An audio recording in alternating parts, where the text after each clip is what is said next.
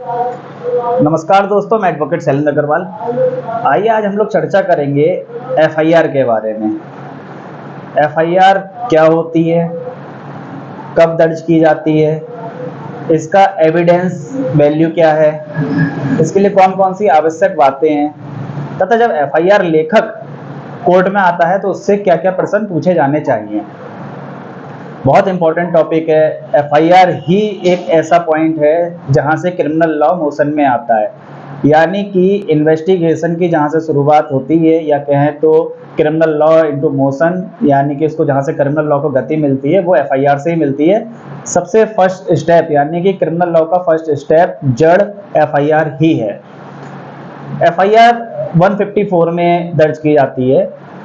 FIR के बारे में समझें तो जब कोई संज्ञेय अपराध यानी कि कोई गंभीर अपराध हो, या फिर सीआरपीसी की अनुसूची में लास्ट में बताया गया है कि कौन से अपराध संज्ञेय हैं और कौन से असंज्ञेय। जब कभी संज्ञेय अपराध घटित होता है और पुलिस थाने के एसएचओ को मौखिक या लिखित रूप से सूचना प्राप्त होती है कि कोई संज्ञेय अपराध घटित हुआ है, तो वो एक प्रथम सूचना रिपोर्ट दर्ज करता है। प्रथम सूचना रिपोर्ट कितनी कॉपियों में होती है? प्रथम सूचना रिपोर्ट होती है आपकी 4 कॉपी में। एक कॉपी आपको भेजी जाती है मजिस्ट्रेट कोर्ट में, एक कॉपी आईओ अपने पास रखता है, तीसरी जो शिकायतकर्ता होता है उसको कॉपी रिसीव कराई जाती है, चौथी, अब तो ऑनलाइन डिजिटल बहुत कुछ हो गया है, जब ऑनलाइन नहीं होता था तो चौथी कॉपी एनसीआरबी को भेजी जाती थी, नेशनल क्राइम रिकॉर्ड ब्यूरो। यानी कि उनके पास ये दर्ज होता था कि पूरे राष्ट्र में कितने ऑफेंस हुए हैं, कितनी एफआईआर किस थाने में दर्ज हुई है। तो ये हमने समझा कि एफआईआर कहाँ कैसे दर्ज होती है। अब इसके बाद का प्रोसेस क्या होता है? जब एफआईआर दर्ज होती है तो एफआईआर दर्ज होने के बाद में जितना इमीडिएट हो सके उसकी एक कॉपी संबंधित मजिस्ट्रेट के पास भेजी जाती है। यह क्यों भेजी जाती है? पहले एफआईआर क्या होती थी, बहुत एंटी टाइम और एंटी डेटेड लिखी जाती थी। लोग क्या करते थे, पहले अपने हिसाब से इन्वेस्टिगेशन कर लिया, पंचनामा भर लिया, पोस्टमार्टम भर लिया, फिर देखी कहानी देखी, अभियुक्त को भी गिरफ्तार कर लिया, फिर उसके बाद अपने हिसाब से कहानी बनाई, एंटी टाइम एफआईआर लिखी, एंटी डेटेड एफआईआर लिखी और मजिस्ट्रेट को भेज दी। अब क्या होता है, अब इससे इस बात पे रोक लगेगी, यानी कि 157 का प्रोविजन बनाया गया है इस बात के लिए कि एफआईआर सबसे पहले लिखने के बाद में मजिस्ट्रेट को भेजी जानी चाहिए, जो कि उस पर सीन करेंगे, अपने साइन करेंगे, तथा जिस दिन रिसीव हुई है उस दिन की तारीख डालेंगे, जिससे ये बात पता चलेगी कि हाँ एफआईआर इस दिन इतने बजे दर्ज हुई है और इसके बाद इस दिन इतने बजे मजिस्ट्रेट को प्राप्त हो गई है। अब जानते हैं एफआईआर की वैल्यू क्या होती है, साक्ष्य में या एविडेंस में या कोर्ट में एफआईआर कैसे पढ़ी जाती है। एफआईआर की कोई एविडेंटरी वैल्यू होती ही नहीं है। अगर पढ़ा जाए या देखा जाए तो एफआईआर की एविडेंटरी वैल्यू सिर्फ इतनी है, सब्सटेंटिव पीस ऑफ एविडेंस नहीं है, सिर्फ इतनी एविडेंटरी वैल्यू है कि उसको कॉन्ट्राडिक्ट करने के लिए या कॉर्पोरेट करने के लिए, यानी कि 157 में या 145 एविडेंस एक्ट में, या सेक्शन 8 कंडक्ट को लेके, 21 एडमिशन में, 32 डाइंग डिक्लेरेशन में। इनको स्टेप बाय स्टेप समझेंगे। एफआईआर में मान लीजिए किसी व्यक्ति ने लिखवाया कि राम, श्याम, मनोहर लाल, ये 3 लोग लाठी लेके आए और मेरे साथ मारपीट करी। अब जब उस एफआईआर जिसने लिखवाई है, जो शिकायत करता है, जब वो कोर्ट में आता है तो वहां वह 4 लोगों के नाम लेता है, 2 के हाथ में लाठी दिखाता है, 2 के हाथ में तमंचा दिखाता है। तो जो पहले एफआईआर में उसका बयान है और कोर्ट में जो इन चीफ हुआ है, बाद में बयान हुआ है, तो दोनों का कंट्राडिक्शन करने के लिए कि देखिए साहब आपने यहाँ पे ये कहा था, अब कोर्ट में आप ये कह रहे हैं, तो दोनों को कॉन्ट्राडिक्ट करने के लिए ही इस एफआईआर का प्रयोग किया जाता है। मान लीजिए एफआईआर में भी जो कहा है और बयान में भी जो कहा है, तो इसको कहते हैं कॉर्पोरेट, यानी कि 2 लोग 2 चीजें आपस में मिल रही हैं, जुड़ रही हैं, संपोषक हो रहा है, तो इसको कहते हैं कॉर्पोरेशन। यानी कि कॉर्पोरेशन के लिए एफआईआर का प्रयोग किया जा सकता है 145 evidence act and 157 evidence act.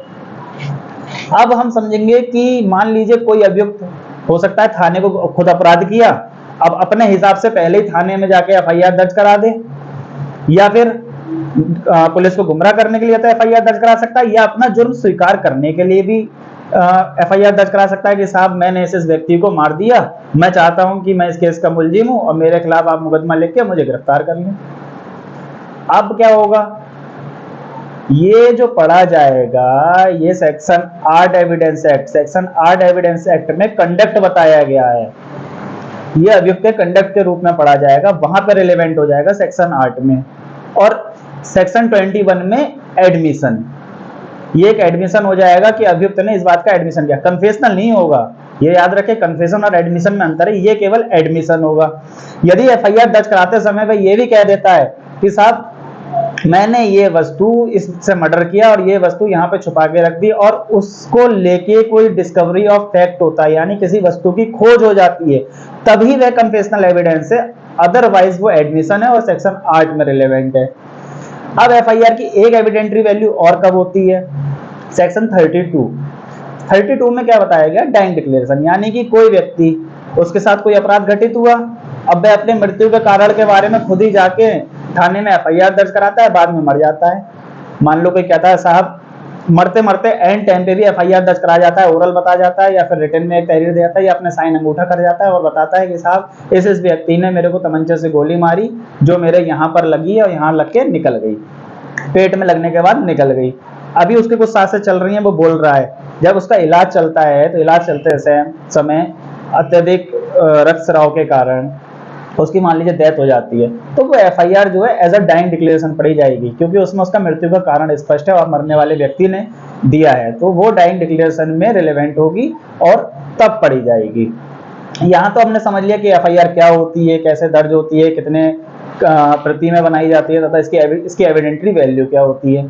अब जानते हैं कि यदि मान लीजिए न्यायालय में एफआईआर लेखक आता है तो उससे जिरह में क्या क्या पूछना चाहिए। सबसे पहले तो एफआईआर को बहुत ही गंभीरता से पढ़ें और उसमें ऐसे पॉइंट देखें कहीं एफआईआर में कोई लीगल वर्ड तो नहीं लिखा हुआ है तहरीर में, जिसने शिकायत करी है, शिकायतकर्ता जो है, फिर आप उससे उस लीगल वर्ड के बारे में पूछें कि वह इस लीगल वर्ड का मतलब जानता है। देखिए जब कोई शिकायतकर्ता किसी लीगल वर्ड के या बहुत टेक्निकल वर्डों का इस्तेमाल करता है तो आप ये जान सकते हैं कि ये टेक्निकल वर्ड या तो वकील की लैंग्वेज हो सकती है या पुलिस वालों ने खुद बताई हुई होगी, अगर शिकायतकर्ता को वो वर्ड नहीं पता, तो आपको इस बात पे भी ध्यान देना है।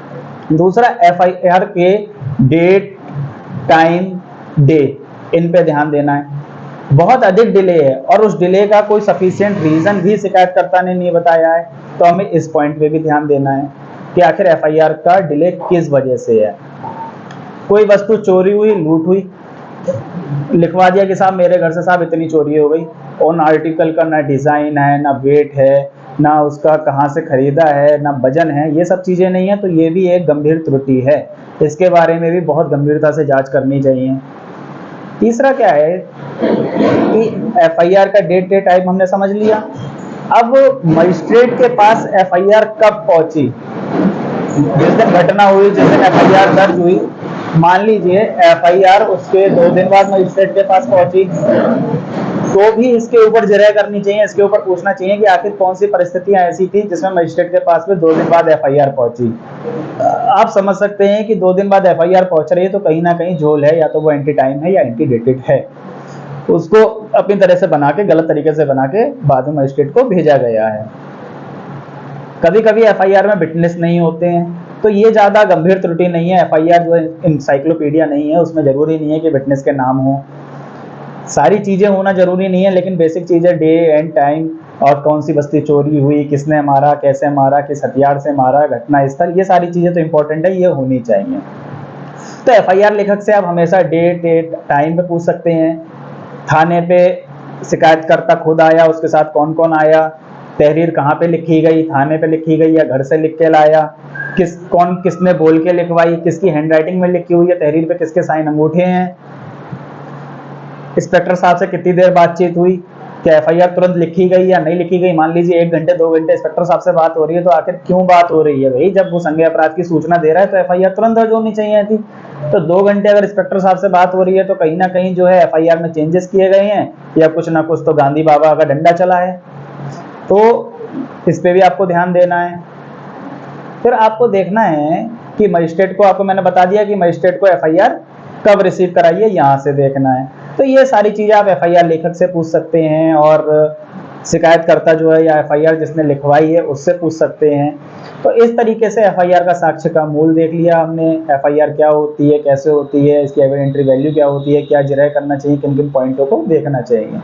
एफआईआर ही जड़ होती है, अगर आपने एफआईआर सस्पिशियस कर दी तो पूरी होल स्टोरी प्रोसिक्यूशन की सस्पिशियस हो जाएगी।